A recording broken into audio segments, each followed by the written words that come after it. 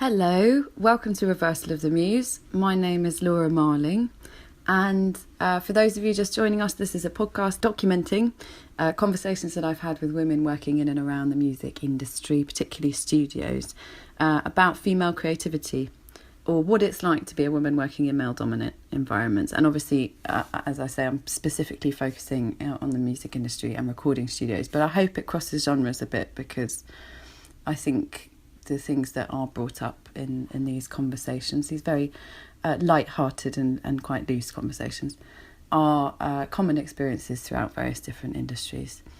I'm a big advocate of sticking to positivity and positive language, so we try and keep that tone throughout the conversations. But in this particular conversation, which I had with Amanda Ghost, there was an interesting level of frustration which I took part in, because there's many levels to this conversation and there's many different viewpoints and many people's sides of the story to be told. But Amanda has this particular story that I think is very, very interesting, and she's a fantastic orator. She tells a good story, and she's a really hilarious and lovely person. So Amanda's backstory is that she was a songwriter, and originally she was an artist, and she became a songwriter. She had a succession of phenomenally massive hits, and then went on to run Epic Records for a bit, and that's the story. Therein lies the sort of the interesting, frustrating story. So I hope you enjoy. I really enjoyed getting to know Amanda a bit better, and this is the conversation that we had. And do come and see us again at Reversal of the Muse. My name is Amanda Ghost, and I am a singer, songwriter, producer, record label executive, music publishing head, TV and film producer. Just a few things. Yes. Yeah. And you have had phenomenal success as a songwriter, which Yes. is what we're talking about right now. Yes. And can I name the song that will probably be the most likely song that everybody will know? Yeah, actually, the song probably everybody would know would be a song called You're Beautiful, which I co-wrote with an artist called James Blunt. But actually, my biggest selling song was a song by Beyonce and Shakira called Beautiful Liar, which actually sold more copies. But and I've done other things since then. But right. yeah. But what was the chronology of your career so far? I was signed as an artist to Warner Brothers, and I was signed in America. So I moved to Los Angeles when I was 24 years old, and I made an album that came out and did okay. And then I made another album that never came out. But I was stuck on a record label for many years, because that's what they do. They kind of keep you, without doing anything, because they can, because you're stuck under these contracts. And I was under contract to Warner for 4 years without putting out a record. And I led this kind of interesting existence, living in LA, smoking weed, hanging out with my friends, writing songs every day with various people and never ever getting them heard. So because of that, when somebody called me up and said, would you write some songs for me? My initial reaction was, I don't write with people. I've only written with myself. But because I had nothing else going on and nobody was hearing what I was doing, I decided to give it a go. And this guy was a young captain in the Queen's Guard, and he had just left the army. And he'd flown out to Los Angeles. Even though I told him not to come, he flew out. He ended up on my door and said, I want to write songs with you. So, he wrote a few songs in my house, and one of them was this ballad that he'd been writing that I thought was quite cheesy, called You're Beautiful. And he didn't really have a chorus. So I came up with the melody for the chorus, and I made him sing like a girl, which was ultimately his biggest selling point. So I came up with the chorus, and then I just wanted to change a couple of the lines, because I remember it was a song that he wrote about seeing an ex-girlfriend on the tube, and that he thought she was beautiful, and he wanted to be with her. And I just thought that was cheesy and boring. So I said, well, wouldn't it be better if it was about a girl that you didn't know and you would never see again? And for that brief second on the tube, you know, you thought, wow, she's beautiful and I'm never going to be with you. So that was really my contribution to the song. And that was your first? That was my first bit. That was my first co-write. I took him to my record label at the time, Warner Brothers, and I arranged a little showcase, and we invited managers and publishers and record labels, and everybody passed. Nobody liked him because there's a general hatred of upper middle class people in the music business. You know, you're supposed to really be, you know, supposed to read The Guardian, and you're supposed to be socialist working class. You're not supposed to be, especially James is upper middle class. So the minute they heard him speak, it was like, next, you know, nobody wanted to give him a shot. And but I got him a manager. He was my flatmate at the time, and we got him a little publishing deal, and he kept going. And actually, it was because I think he got signed like two years later. And You're Beautiful actually was the third single that he put out from his album. The first two didn't really work, and the third, somehow You're Beautiful worked. But he was signed by a woman. He was signed by Linda Perry. He was a singer, another songwriter who got a record label. And she saw something in him and signed him, and then the rest was history. But because of that experience, and because he then went on to sell all those records, and I wrote a few other songs for the album, it made me realise that that's really what I wanted to do, that I wanted to sign artists, and I wanted to promote talent where the record industry would be ignoring things. That gave me the confidence to go, well, I found it with James Blunt. So that's really what gave me the confidence to go run a record label. Right. So that's how I made that transition. How soon after was that? Because you did all the Beyonce and Shakira stuff. Yeah, I did Beyonce and Shakira. I did a lot of stuff with Mark Ronson. I had another few number ones with American Idol stars and things like that. I had a brilliant, 3 or 4. It was probably about 4 years after I became the president of Epic Records, in America. And I'd never had a job before in my life. I mean, I had a job like working on the checkout, like when I was at school and like being a student, but I'd never had a job. And when they offered me the role, at first I thought they were mad and I turned it down. And then I thought, well, maybe they're not so mad because, none of these guys have got any qualifications. And up until that point, I had never really experienced any kind of gender bias or sexism as an artist or as a writer or as a producer. It was only when I crossed that line and went to become an executive that I realised how different women were treated in the workplace. Most women in record labels work in the publicity department or their assistants. None of them have high level executive jobs, very, very few. And for me to get that job, also being a Brit, also being brown, was like a triple whammy, insult to them. So, but I had no idea, I just went in thinking, oh, this is going to be great and everyone's going to love each other and it's all going to work. And it wasn't exactly that way, but it was a fantastic experience. So, yeah. Did you have any idea what it was like to run a record label before you went there? No. None. I'd never worked in a company in my life. Yeah, I had none. I mean, I thought, the guy who hired me said it's very simple, you've just got to get hit records. And I thought, well, I've been having a few hit records in my time, so it can't be that hard. But actually, it's not about making hit records. It's not about music. When you run a record label, it's about becoming kind of a politician, really. And it's about human resources and managing upwards and downwards, of which I wasn't. Maybe I'm a lot better at it now, but I wasn't that good at it when I took the job on, because I just didn't realise the hostility that was there. The simmering beneath all these smiling faces. There were all these people that wanted to kill me, and I had no idea. I was completely oblivious to it. I was when you work in recording studios. And, the recording studio next to you, you see an artist, you say hi, you ask them how they're doing, what are you up to? They'll invite you in, you go and listen to their music, you say, oh, this sounds great.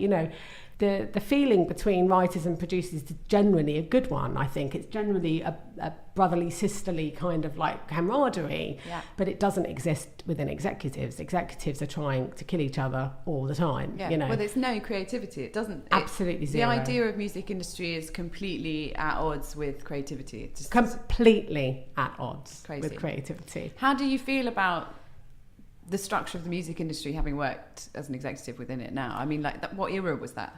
What year? 2009. So even since then, the way that music is being released and recorded is so different that it's... Yeah, I think that the music industry is completely broken. First of all, the contracts on which we operate don't work. You know, they're based on a business that existed, 70, 80 years ago.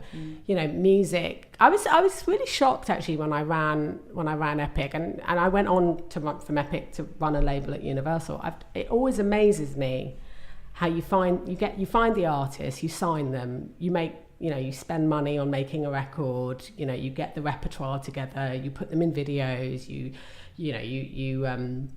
you create the promotion and marketing. It's exactly the same as it was when I was an artist, but the world has changed massively. I was signed in 1999 as an artist, but that's the music business. It's kind of like in denial that the world has changed in a way, and so I think generally the system, the contracts we operate is generally broken. However, the people that work in the music business, I don't think would get jobs anywhere else.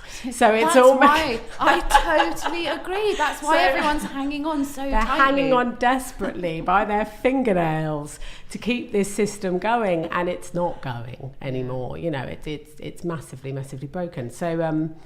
So my advice, I literally could not sit to a young artist today and explain why they should sign to a record label.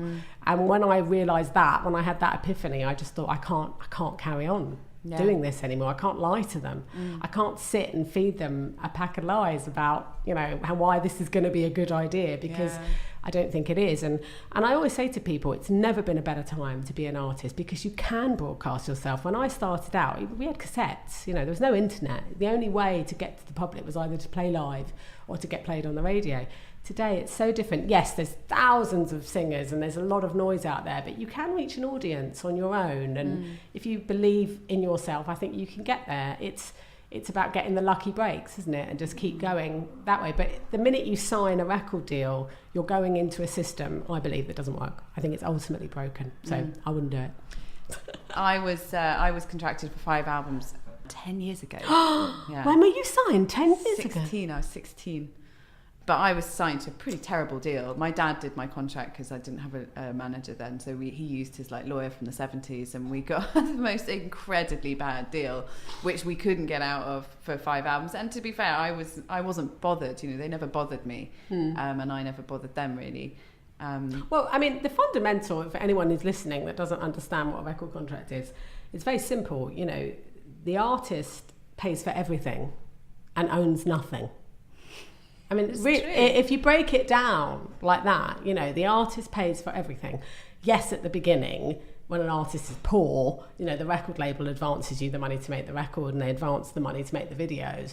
But as soon as you're making money, they're charging you back every single penny, plus a huge premium, plus you own nothing. Those masters belong to them for the rest of your life until you're like 60, 70 years old. So it's actually very, very unfair. It's how the movie studios used to work in the 40s until they broke that system. I mean, actors don't sign contracts where they have to make 10 films. Why do musicians? Actors have a fantastic union called SAG, or the Actors Union here, where they get pensions and medical and they get looked after. We have nothing like that in the music business, and it's littered with people that made some of the greatest records in the world that die penniless, So it's ultimately a very corrupt and dark place, but it will change, and I think it is changing. Yeah, it is being forced to change now. Yes, definitely. What seems really crazy to me is that obviously, like an industry like the music industry is a really patriarchal setup. It's a triangular masculine setup. Yes. And they write the rules. Yes. The men write the rules and the men run the business. Look how many women, especially in the UK. In the UK it's worse, I have to say, in terms of like the boys' club. I would never have got that job in the UK. There's no way I would have become the president of a record label in the UK. No way. There are no female presidents of music companies in the UK. There are none. Really? There are none. There is not one in the UK at this time. There's a woman called Alison Donnell who is the co-president of Sony Columbia, but she's the co-president because she's only a woman, remember, so she needs to be she needs a man there at her side making sure she runs the company I have to say, properly. I'm kind of into that. I do think that things need a man and a woman. Yes, That's the best I'm into union that of too. things. But you that's what you have here, isn't it? This company. yeah, my husband is the co-owner of this company, and it does work very well. But then on the other side, why can't she? Well, there's plenty of men running labels on their own. Why can't she run a label? They're cocking it up, so maybe they need a woman as well. Maybe. I would like to see some women in some top level executive roles, and especially creative roles, because there's very few women in creative roles. There are lots of female lawyers, there are lots of female accountants, but in terms of creatives, for some reason in the music business, only men make records. I think women's approach to creativity is very delicate, and it requires a safe environment. And I don't mean that in like men threaten our environment. I'm saying like women's way of being creative is just a different way to men, and I think men and women could find a way to work together in a creative field. But I think what we haven't made space for in industry or in certain environments is women's version of doing. Definitely. Women's version of I making. completely agree. But in the film business and the TV business, there's lots of women in high-ranking positions. Lots. I mean, like, I'm working in TV and film now, and I come across them all the time. There are none in music, and I don't know why. I'm baffled. I didn't realise what an absolute anomaly I was when I ran that label. I was like the only woman that had ever run that label. 3 weeks into the job, I had to give an award to Michael Jackson. It was a very, very small ceremony where we had to give him some awards. He nearly lost his mind when he met me. He was like, "You're the head of Epic?" He had grown up with all these like really powerful, ball-busting men running Sony Epic. And for him to meet this young British girl, he was like, "What? Who the hell are you?" It's quite interesting. I didn't really realise at the time what a monumental and brave decision, again, my boss made at the time. If I had been probably better supported and ready and more prepared, maybe it would have turned out different. But how differently. Old were you? I was 34. Okay, so yeah, it was pretty young. I was pretty young. young to be running a label anyway. It was. I mean, I had a lot of success. Right. Very, very quickly as a writer and as a producer. And I think they just wanted a good creative to go in. Yeah. But the problem with these companies is they woo these creatives and then they don't let you do anything because you're a crazy creative. And then add a woman to that, forget it. Do you know what I mean? It's like you're not actually given any power to do anything. Right. And without power, there's no point, I mean... But, I did learn a lot. It was like a fantastic BA honours degree in corporate America, and it definitely has made me the person I am now, and it's definitely helped me make the business decisions and build on my success. I owe that position a lot. Yeah. The good times and the bad times was a massive education.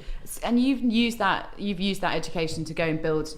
Is your studio complex? Your studio is a thing that belongs to you. Yes. That whole thing, and Yes. then this. Yes, and we have an office. So we have a TV and film production company where music is a central character to everything we do, because I believe that the old model of trying to get music on radio works when you are Taylor Swift and Katy Perry, and not even Beyonce doesn't even get played anymore, but various pop cookie cutter type music. And the music I listen to is music that you make, which isn't cookie cutter, generic, manufactured pop. And I want to find platforms to celebrate that music. And I think those platforms are TV and film. And so that's what I'm trying to pioneer, really, and trying to package together with creatives so we can make something brilliant. I think that when you hear a piece of music with a brilliant visual, there's a 1-2 punch, which is kind of like intangible, really. And I think that bridge between music, film and TV has always been there, but it's never really been focused on and tailored. I'm working with TV networks and film companies who welcome working with somebody in the music business that actually calls them back or even gives them an email. To be able to navigate that system. And a lot of the time they just want to get to talent. They don't want to deal with record labels. And because I write and produce for big artists and have done for many years, I can go straight to talent. And also creatives like dealing with creatives, so I've kind of found like this unique niche really to kind of bring people from music and film and TV together and work together on content and make it better. So often with film and TV, music is always an afterthought. It's always the thing that they've got one day and $10 to make, you know, rather than starting the conversation with music. So that's what we're trying to do. Well, that's cool as fuck. Yeah, well, you know, hopefully it'll all work out. But we just made a movie about the music business called Kill Your Friends, which was based on my time at Epic Records. No, it wasn't, but I definitely found parallels to it. But yeah, look, everything's changed. All businesses are changing. I mean, the business has changed more in the last 5 years than it's done in 50 years. Same with TV. When I was recently in LA and somebody said to me, if you'd have told them 5 years ago that the biggest studios in the world would be Netflix, you know, and Amazon, they just think you're insane. Yeah. But I think because the power has shifted, there has been a real shift in power and a real shift in what people want. I think it's very exciting. Yeah. And I think we have to write the rules and not follow the old rules. No, because basically the consumers are saying what they want, and that's where film and TV's really been on the ball, because they're like, well, that's how people want to watch. It's easy, it's convenient, and record labels have held on so tightly to not what people want, and not how people are enjoying listening to music now, which is the important thing. No. You know, people getting their hands on it. And I will go into marketing meetings and they'll say, this project's a disaster. The album's only sold 1,000 copies, and I'd say, I'm surprised it sold 1,000 copies. I don't know anyone who buys music. Do you? I mean, I don't know anybody who buys music. They listen to them on streaming services and they listen to them online, you know, I mean, but it's like they're all in denial. It's really weird. It's really, really odd. And they're not keeping, as I said, they're not keeping up with the way things are moving. And I think we all, as a media, we've all got to you know, the way we monetize music has to change, because people like you need to be able to survive and make their art and get paid. And there's got to be a way around that. And it can't just be, you know, work with Max Martin and Dr. Luke and, you know, have a smash. You know, I once met Joni. I know Joni Mitchell, and one of the things she always used to say to me back in her day in the 60s, people used to say, oh, Joni, write a hit. And she always used to say, you know, I can't write hits. You know, I can write great songs. You know, the public decide if they're hits. You know, you never do. And that's the biggest problem with the music business. The public. Well, no, not the public. The industry pressuring creatives to write hit songs. You know, you can't write hit songs. A hit song is that indefinable 3 minutes of pure honesty and heartfelt emotion, putting into words and music what millions of people want to but can't. That is a hit record. When you're sitting in a sterile environment with 5 people trying to come up with a hit chorus and a hit verse, then you come up with something that's disposable and rubbish, you know, and it doesn't last, which is why the quality, I think, has really gone down in music. And we need to be creating environments that foster creativity for creativity's sake and not trying to make it work on some commercial station. And I think that's why I've had enough with that part of the business. And I was part of that business for a very long time. And I became very disillusioned with it because it just felt like a job, you know. And I got into music to say fuck you to having a job. Do you know what I mean? I got into music for rebellion, and, you know, I hated my dad. That's why I got into music. You know, I hated my parents and I wanted to, you know, go and rave and do crazy things. Now it's like, you get into music to kind of almost like fit in. It's bizarre. It's when I saw the Grammys, there was nothing about rebellion or rock and roll. When I saw Lady Gaga dressing up as David Bowie, I mean, it felt like some girl in a doing dress up in a wardrobe, and it meant so much more when he was doing it. You know, and it's with Beyonce with the Black Panthers, Gaga with Bowie. They take these very serious things that had serious messages and serious intent, and they kind of make them into McDonald's. Into spectacles. Yes. Into sort of, trivial spectacles. It's sad. It's really sad. And also, I mean, it's happening in other places now, I guess. It's just not happening in the music industry. I think also in schools, we need to have lessons in popular culture, where you study not just historical figures, but media and cultural figures. You know, there should be a whole hour on David Bowie and what he did, you know, and John Lennon and, I don't know, and Joni Mitchell. I mean, imagine if kids were taught that in schools. So often when I meet kids, how old are you? 26. Okay, you're 26. Most 26-year-olds don't give a shit about anything that came before when they were physically conscious, maybe at 13, 14. That's so sad to me. I mean, the last 150 years almost didn't exist, apart from the year they were born. Yeah. And I think that we're not, when kids are taught history, why aren't they taught music history? They should be, Which would help them to understand critical theory, Exactly. like critical thinking and exhuming from what they're listening to now, where that's come from, which would be I wish I'd learnt that at school. So did I. I wish I'd learnt context. It's only because I managed to meet some fantastic people in my life by complete chance who gave me a musical education. Because if I hadn't have met them, I would have grown up thinking that Madonna was the be-all and end-all of music. She is in a way. She is in a way. But she is of popular culture. I don't know about music. But honestly, I grew up listening to her and the pop stars of the day. And it was only when I got to meet some other friends that introduced me to Joni Mitchell and Frank Sinatra and Laura Nero and the Grateful Dead and Jimi Hendrix, and yes, I was a curious child and I wanted to learn about those things, but I didn't really have the opportunity to. So I think it would be fantastic if schools really got into that, because it would be giving people, and also films as well. I mean, film, TV, no one goes past the year they're born. It's a very, very weird thing in today's youth, that they're not interested in what happened before. And there's millions of kids out there that would look at Gaga and think, oh, that's David Bowie, and that's depressing to me. Like really, that's their musical education. Like we have to educate more, I think, in music and not trivialise it, because it isn't trivial. Amanda, thank you so much for talking with me. Can I just say one more thing? Please. I love you, Laura Marling. I think you're the greatest singer-songwriter this country has produced in the last 20 years, and I think you are amazing. Oh my God, that's going to be the opening credits. Thank you so much.